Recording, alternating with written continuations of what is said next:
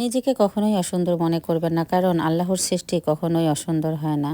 শুক্রবার হলো সপ্তাহের শ্রেষ্ঠ দিন। শুক্রবার মানে গুনাহ মাফের আর একটা সুযোগ। আর আমিও চাই এই শুক্রবারের দিনে পরিবারের জন্য একটু ভালো কিছু রান্না বান্না করে সবাই মিলে একসঙ্গে বসে একটা সুন্দর সময় উপভোগ করতে পারি। হ্যালো ভিউয়ার্স, আসসালামু আলাইকুম। আপনারা সবাই কেমন আছেন? আশা করছি সবাই অনেক অনেক ভালো আছেন। এই শীতের দিনে মিষ্টি রোদে উঠোনে বসে কিন্তু খাওয়ার আনন্দটাই একটু অন্যরকম।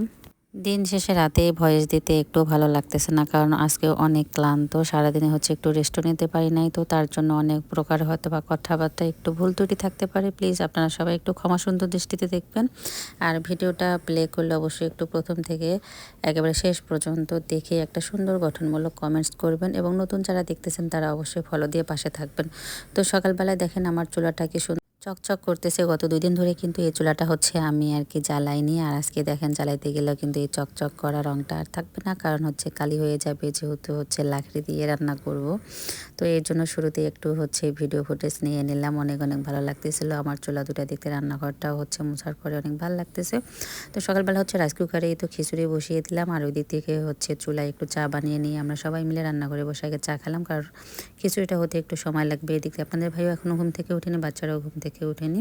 তো এই জন্য এদিক দিয়ে চা খাওয়ার পরে ওই দিক দিয়ে একটু বেগুন ভাজি করে নিলাম, আর তার সঙ্গে তো এগুলো আমার কিন্তু দুপুরের আয়োজন। এর মাঝখানে বাচ্চারা সবাই মিলে যে ঘুঘুর বাচ্চা দুটো পেয়েছিল আমার চাচা এনে দিয়েছে আর কি। তো এই ঘুঘুর বাচ্চাগুলো কিন্তু গতকাল থেকে কিছু খেতে পারিনি, যদি অনেক ছোট ছিল। তো আমার বরাবর তো ননাসও আসলো, তো সবাই মিলে উঠোনে বসে যে দেখেন বাচ্চাগুলোর কি কদর করতেছিল। তো আজকে লাউ দিয়ে নরম নরম করে খিচুড়িটা রান্না করলাম, আর তার সঙ্গে বেগুন ভাজি এবং ডিম সিদ্ধ করে নিয়েছি। আর গতকালকের কিছু তরকারি রয়ে গেছে, তো এগুলো দিয়ে সকালবেলার নাস্তার পর্বটা আমরা সবাই মিলে সেরে নিলাম।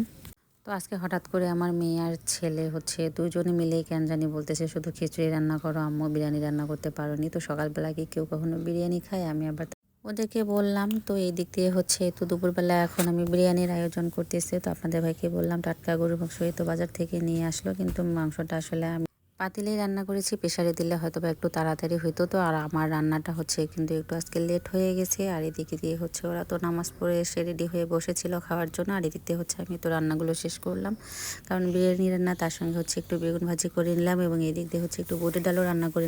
আর শুক্রবার হলে কিন্তু একটু কাজের চাপটা বেশি থাকে, কারণ আমাদের বাসায় এক একদিন এক এক রকমের কাজ বের হয়। আর এদিক দিয়ে দেখেন সকাল 8টার দিকে আমি চুলায় কিন্তু বসেছি, প্রায় দুপুর 2টা 2:30 বেজে যায়, তারপরেও আমার রান্না শেষ হয় না, কারণ রান্নার মাঝখানে অন্যান্য কাজগুলোও কিন্তু করতে হয়। আর এদিক দিয়ে তো সবার শেষে কিন্তু আমি আর কি খাচ্ছিলাম।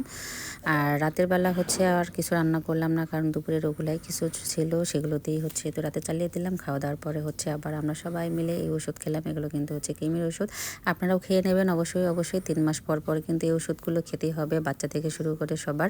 আর আমার শাশুড়ি আমার জন্য ছোট্ট একটা লেপ রেডি করে দিলাম, কেমন লাগতেছে আপনাদের কাছে জানা।